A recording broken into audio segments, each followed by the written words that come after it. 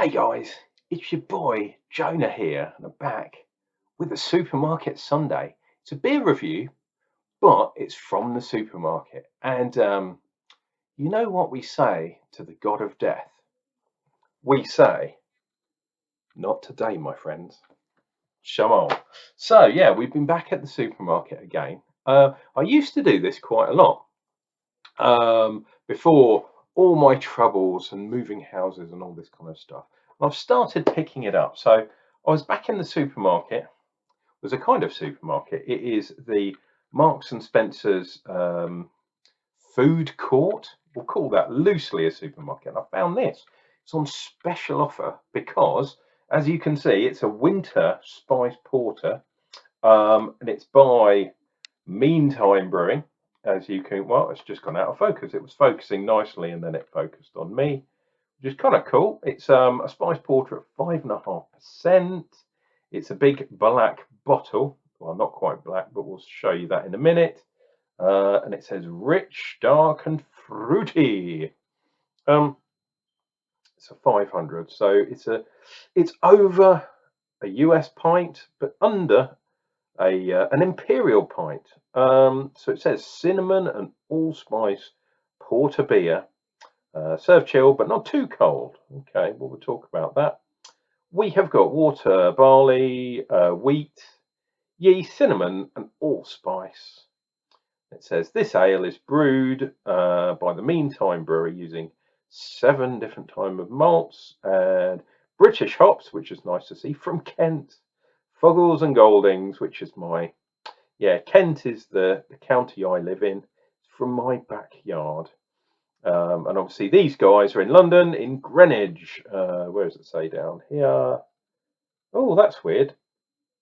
Oh, Marks and Spencers are based in Dublin, apparently. But meantime, you could say that they're on the Kentish side of London, along the old Kent Road, I believe, on the A2.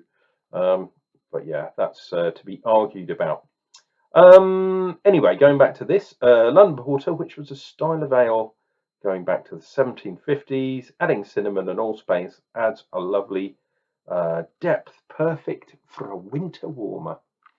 Now, I picked this up, and I believe this particular bottle was on special offer at £1.50 for a bottle. So that is pretty good. I think originally these were £3, so it's half price what it would have been, which is pretty cool. And yeah, overall, it does look like a kind of Christmas traditional kind of blue and blue and white and gold. I like the gold, or copper, maybe copper color, but I would say that's probably a bit gold. Got a half neck chief, but from the front it looks proper. And even sprigs of holly. Again, sorry for the camera, which is not doing the focusing for some reason. There we go, a sprig of holly with some balls. The only thing it's missing is sometimes they do the Union Jack lids in Marks and Spencer's. Marks and Spencer's, fantastic what you're doing. I really do like it. But please bring back the Union Jack caps because they're really cool. The pressure test. That is not going to explode everywhere. Oh, ho, ho, ho. Class in a glass. Ho, ho, ho. I should have done this at Christmas, shouldn't I? But, dear viewer, if you were watching what I was up to at Christmas, I was drinking 2 beers a day from my advent calendar, and it was getting absolutely ridiculous. You know how we roll. Right. It's a porter beer, which usually means it's like dark, like a black, like a stout kind of thing. But traditionally, porters could be kind of, I mean, they were dark, but they were made from brown malt, I think, a lot of the time. Not quite all of it in there, but not too bad. Finger's head. And to you, that might look dark, but, I mean, it is dark, but for me, it is not perfectly black. It is definitely red. Just, my God, I love it. And the head there good finger's head, and it is definitely a sort of dark cream, a tan perhaps. And look, if you see if it will focus again, we've got some big carbonation bubbles. It's not going to focus on there. That is a shame. Let us do a quick flick for the front of this thing. Turn that a little bit. Winter warmer. Move that out. God, I'm not on full functioning on full cylinders today. The reason for that, dear viewer, I'm not sure. If you're a regular viewer, you might have you might have come in on my what I've been up to for the camera guys. I've been reviewing pubs for Pub of the Year, which then goes forward to the Nationals, and obviously they announce the literal Pub of the Year for the whole country. So our local one in Kent will definitely be in with a shout, but means I've had to review like 8 different pubs, most of them in the last 2 weeks. So yeah, it got a bit fruity, and I had 5 beers last night from 2 pubs. Yeah, wow, crazy. They were good, but there was definitely one that I liked better. But I can't talk about that. Right, if you would like to keep up with my exploits, please think about subscribing to the channel, and why don't you click like to this video if you've liked it so far. Anyway, let us dive in. Cheers and beers. I'll do a quick. I mean, on the nose, it's all about the spice and the cinnamon and sweetness, fruitiness. It's a bit like a cake, and that is exactly what you want from a winter warmer. Cheers and beers, guys. Remember, on a Sunday, you're allowed to drink as much as you like. Unclejona says so.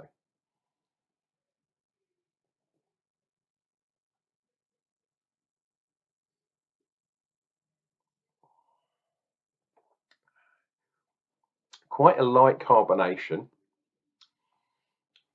There's a bit of smokiness on there, but there's a nice fruitiness too.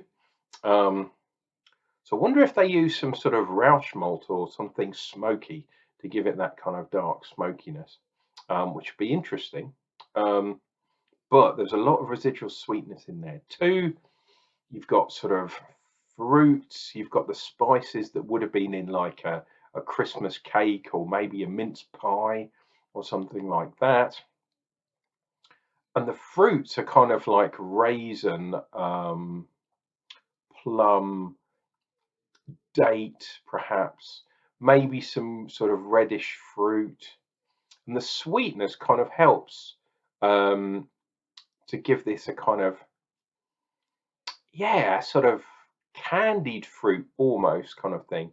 And that's backed up with the cinnamon, which is definitely in there, which gives a little bit more residual sweetness. Wow, the carbonation is there, but it's reasonably light. Obviously, this is a bottle conditioned. I think this is bottle conditioned ale. Maybe not. Maybe it's a pressurized one, but I wouldn't be surprised if it's bottle conditioned. So yeah, that gives it that kind of more carbon dioxide fizzy type thing, but it's still reasonably light. Yeah, if you go to Greenwich, which is the old, it's where now which way round is it? Is it the latitude? I think the lines of latitude begin at 0 degrees. Greenwich Observatory, which is looking at the skies. If you're ever in London, it is not in central London. You have to go out a little bit. But yeah, it's cool. I would highly recommend going over there. There is a DLR, I believe, and there's a tube as well, I think, that goes to Greenwich. So easily accessible, but it's out there. It is definitely out there.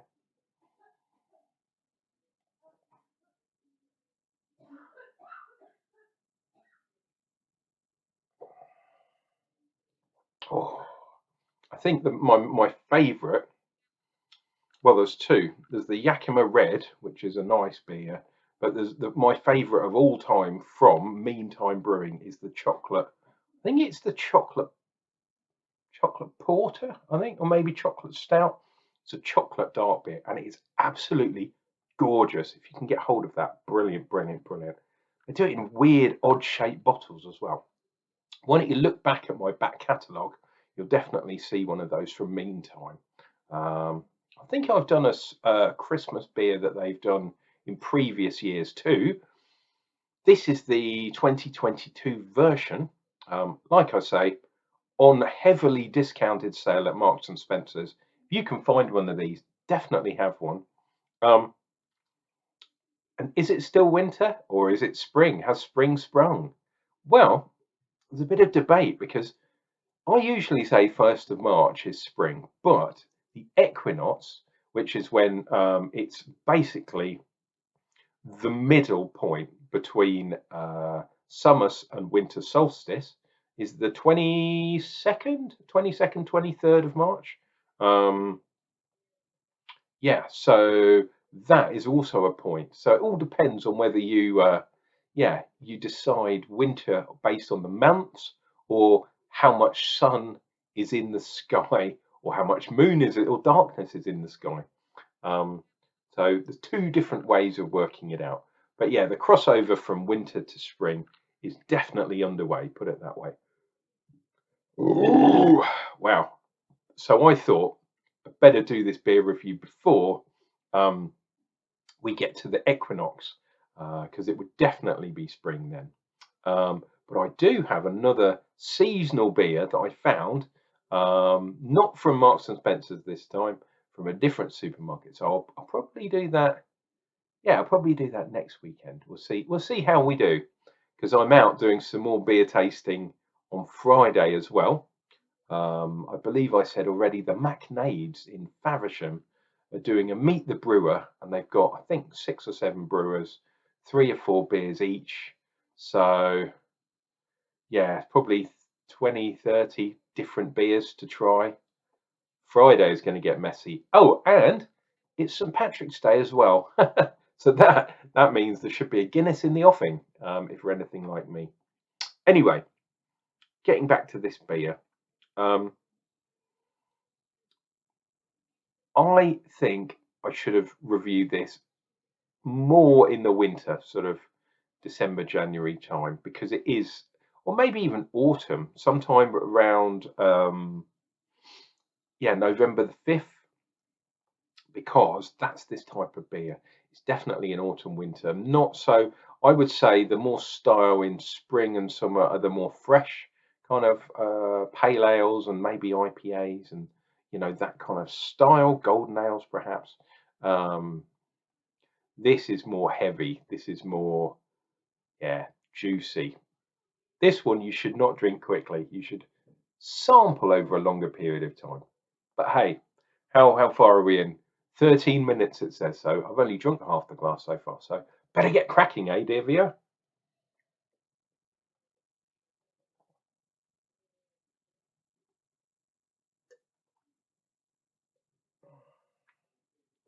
Whoa.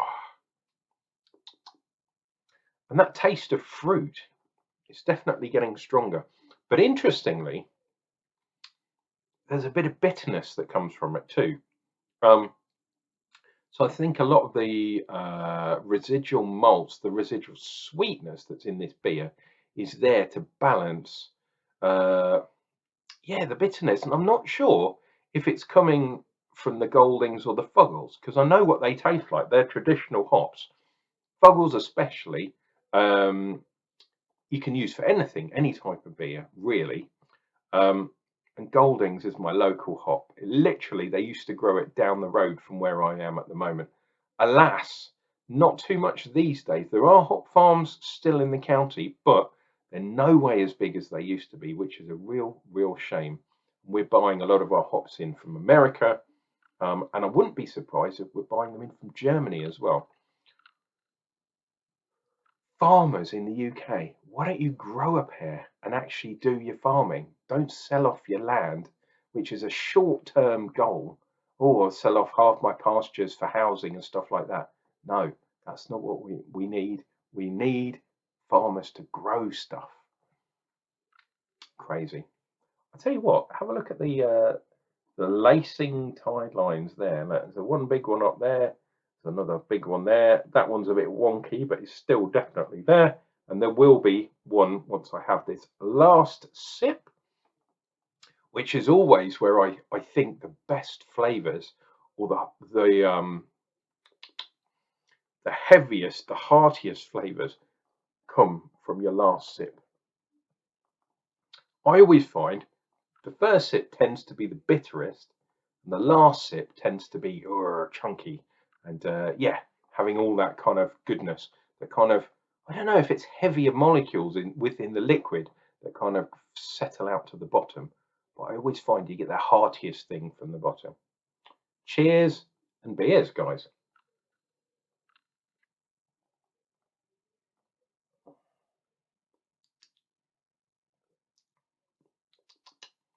Weird. I'm actually getting some kind of zestiness now, some lemony kind of zestiness. And sometimes in a cake, you kind of put a bit of lemon zest in there into the cake to give it some extra kind of taste. And old traditional pies, sort of Christmas pies or meat pies sometimes, have a bit of that lemon zest in there too. So this is definitely like a pie in a glass. How about that? Dear viewer, as I said before, please join me for another beer, and why not subscribe, because then we can really yeah, to get you into the Jonna army, help us take over the YouTube, and I need your help basically. So please click subscribe, please click like to this video if you want to leave me any comments, because otherwise I'm probably going to be doing things the same way as normal unless someone has any ideas and that kind of thing. Join me in the comments below. I always reply to people, and we'll see you tomorrow for another beer review. Cheers and beers, guys.